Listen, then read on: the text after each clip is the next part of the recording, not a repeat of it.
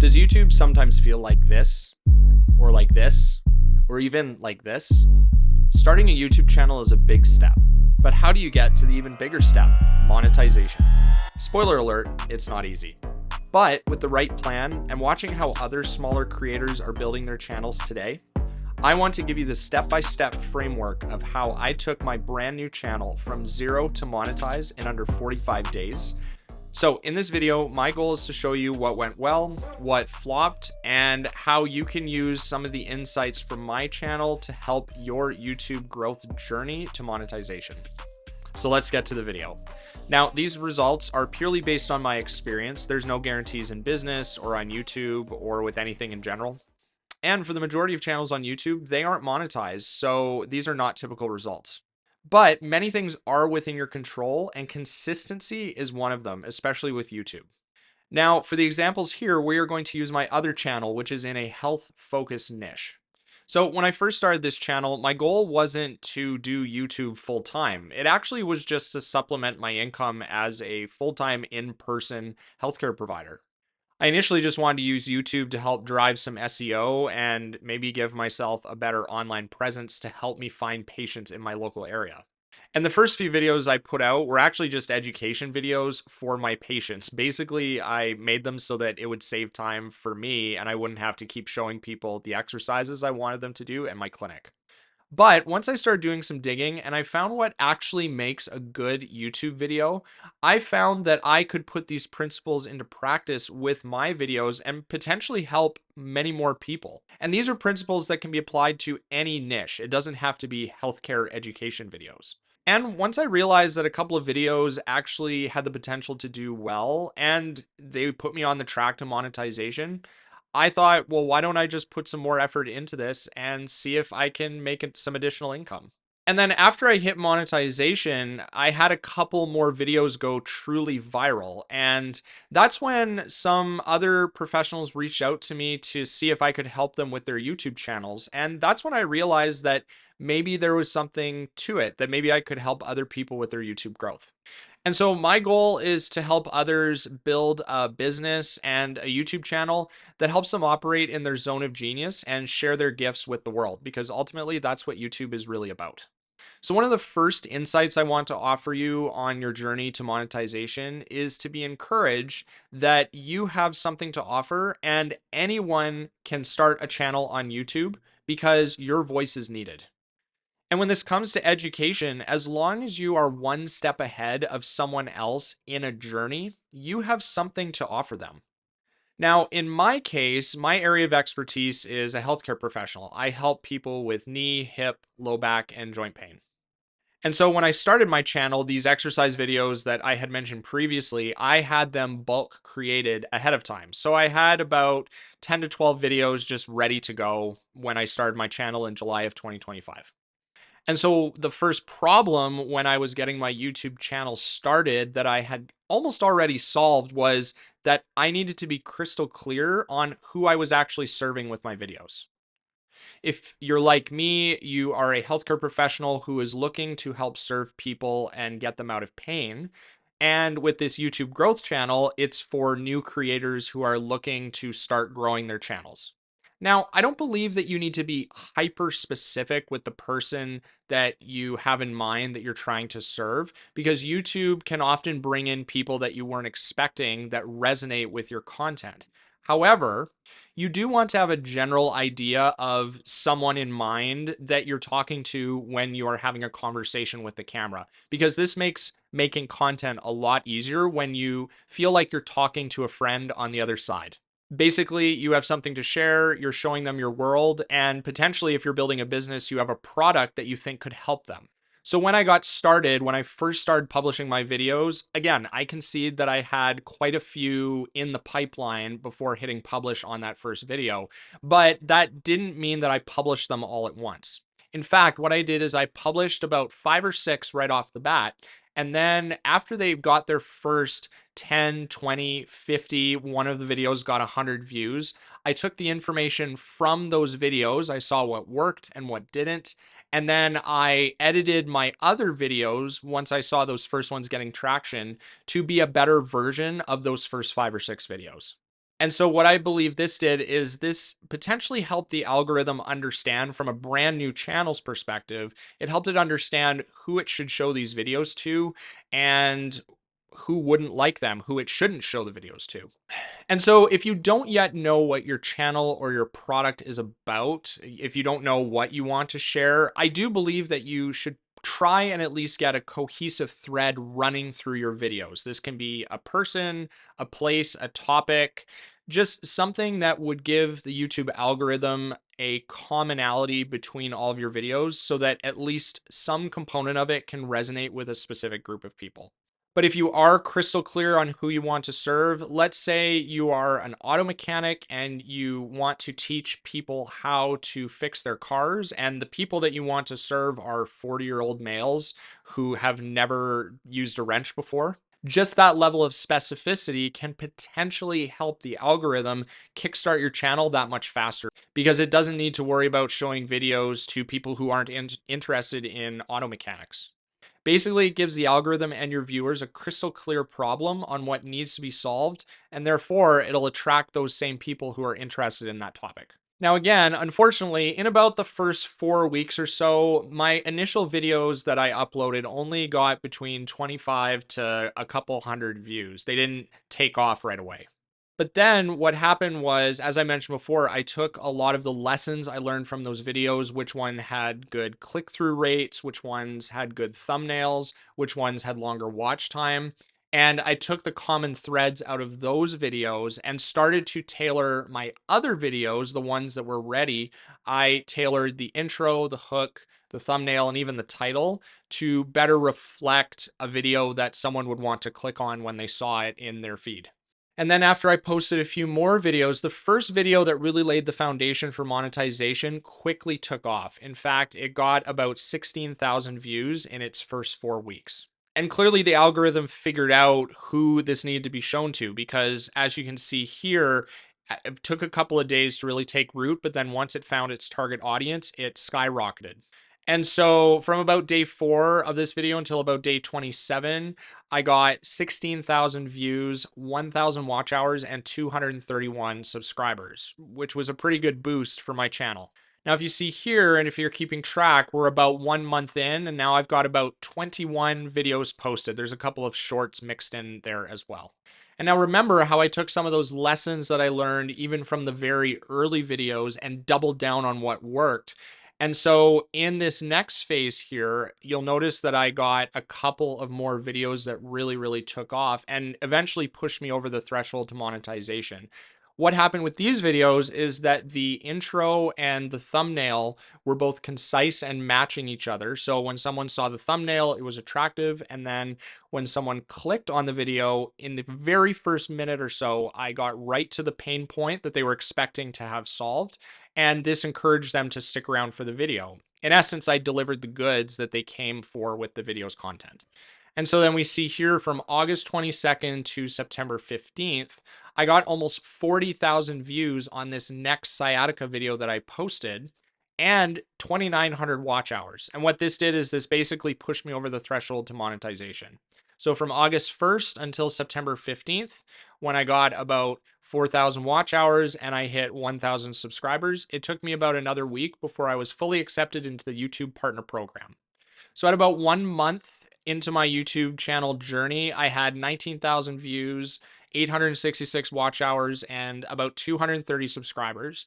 And then from August 22nd until September 15th, when I hit monetization, I gained 2,900 watch hours, 918 more subscribers, and almost 60,000 views. Now, another thing you'll notice here is this was actually only across 3 videos. The majority of my journey gained the followers and the subscribers that were needed for monetization.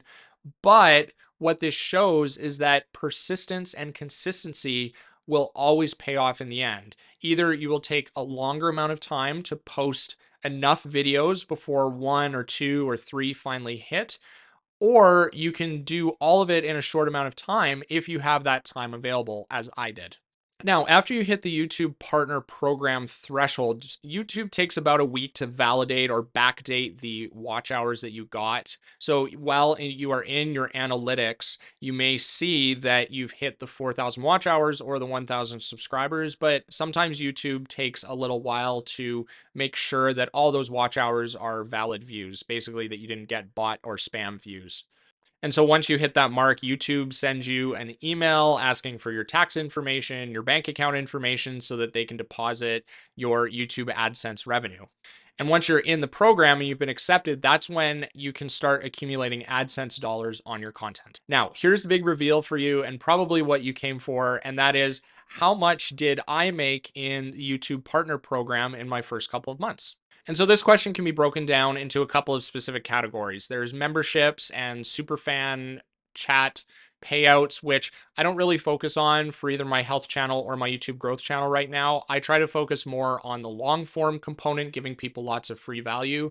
And then if they want to engage with me off platform, they can do so with either my free checklist or my paid community or even one-to-one coaching and consulting. And then as for on platform and AdSense payout, there are two concepts some of you may have heard of, but it's important to keep in mind when you're figuring out what you want your back end of your YouTube growth journey to look like. So with AdSense revenue, there's something called cost per mil or cost per 1,000 impressions. This is the cost that the advertisers who pay YouTube to show their ads once you've been monetized per 1,000 times it's shown, there's that cost. And then there's something called revenue per mil or revenue per 1,000 views for the creator side. So you can see in your videos once you're monetized that there's a different cost per mil.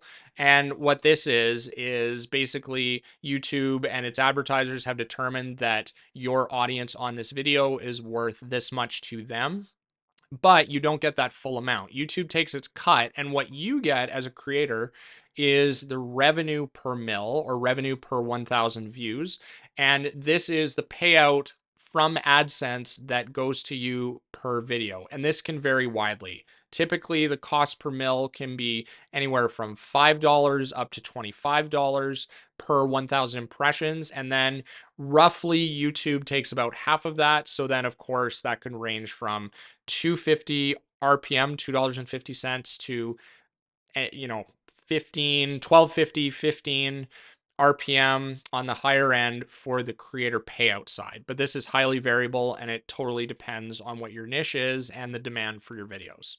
And so, what has my total take home been in terms of AdSense revenue? Well, if we go from when I entered the YouTube Partner Program until the end of November, roughly, because we're in the middle of December and I don't have that number yet, we on about 210,000 views total.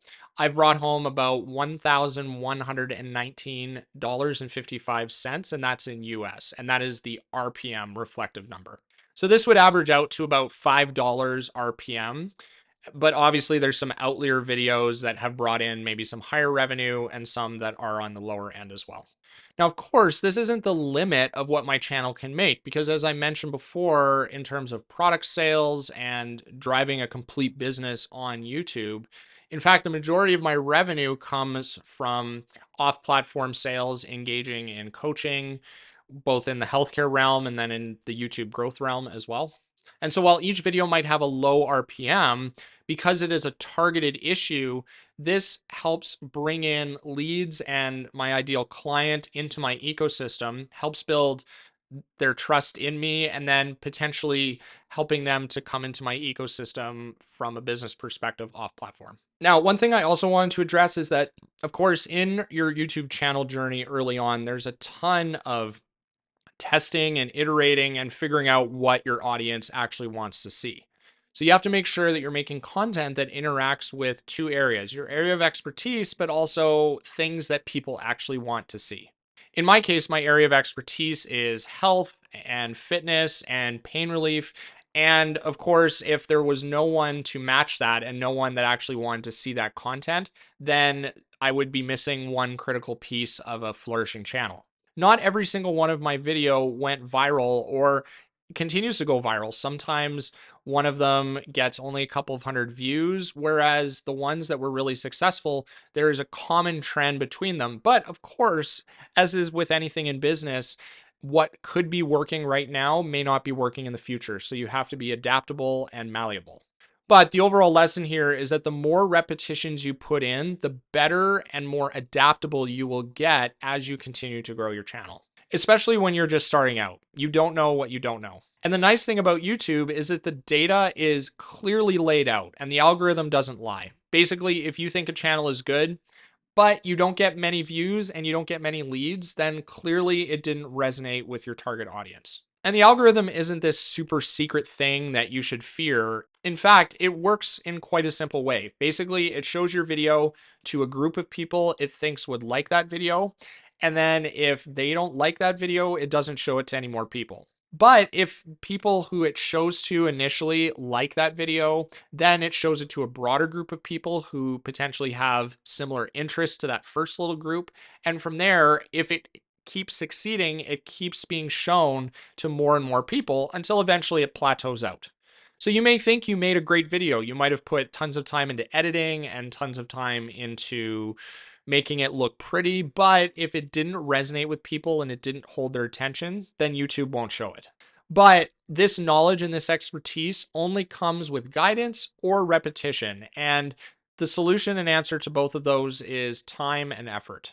Basically, you have to be willing to stick out this journey for as long as it takes or as long as you are willing to put up with it. And so, in my opinion, and what I've learned from many other creators, is that you have to define what success looks like for you and only yourself. You can't compare yourself to other people's journeys on YouTube. This channel here might only ever get 1,000 subscribers, but I would consider it a success if I can help other people grow their channels in a way that defines success for them. If the views carry people into my ecosystem and I can help them figure out the product that they want to offer and how they can make better videos that resonate with people who they want to serve, then I would consider that a success for this channel, even if it never gets monetized. And the next lesson I've learned is even if you are consistent and intentional with your channel, if you are not taking the lessons that you learned, especially in the early stages, and applying them, your consistency is just going to get you on the road to nowhere. What I mean by this is that if you aren't taking the data that the algorithm is showing you, that the YouTube Studio and analytics are showing you in terms of what's working and what's not, and tweaking your content to reflect that based off of that feedback, if you're just putting videos out for the sake of putting out videos, then you're just going to be treading water and not making a difference or seeing any growth over time. And another lesson I learned is some creators take a year and over 150 to 200 videos before they finally hit monetization. And then after that, they hit exponential growth in their channel. Whereas you have some people like myself who had a clearly defined problem, a clearly defined audience, and I helped the algorithm figure that out quickly. And so I believe my growth reflected that in the short time frame that I had. But also, I bring different skills in data analysis, in marketing expertise, and even the ability to talk to camera to the table. I didn't just start talking to the camera for the first time when I started my YouTube channel. But regardless of where you are, I hope this video was encouraging and gave you a behind the scenes perspective of a fellow small creator who is just working to create a business that gives them time freedom, in my case. So whether you are just crossing 1,000 subscribers and you're just curious to see what someone else's journey looked like on the other side, or whether you've taken the leap and published your first ever video on YouTube and want to know what potentially to expect as you go along your journey, I hope this video helped you see what it looks like in the trenches and behind the scenes with someone who is going through the journey just the same as you. Now, I will say there is no magic formula to YouTube. It is a journey of trial and error, and overall just being willing to change and learn and make content that resonates with people in ways that maybe you didn't even expect. And what's even better is that if you have a product or expertise, you can take that knowledge, share it with the world, and potentially utilizing YouTube, make a business out of it that you can be proud of. And if you do hit monetization, remember that only a small percentage of channels on YouTube ever hit that threshold. So if you get there, you are in elite company. So, if you are growing towards monetization or you are looking for ways to grow your business off platform, I'd be happy to help. I have a free 7 days to publishing your first video checklist. You can find that link in the description, and I would love for you to use that to help get you started on your YouTube journey. And if you're a little bit further along, but you want help and support and to be a part of a community of other creators who are working towards monetization, I have my school community where we have worksheets and weekly live calls, channel reviews, and it's a whole lot of fun. So I hope to see you in there. Please come and join. I also do one on one calls. I would love to see if we would be a good fit. The link for that is in the description. If you want focused help and assistance in growing your channel, I'd love to see if we could do that together. Lastly, if you want to see a video where I go over even more components of how I plan out my topics and how I script my videos, click here for that video. All right, hope this video was helpful, and I look forward to seeing you in the next video. Take care.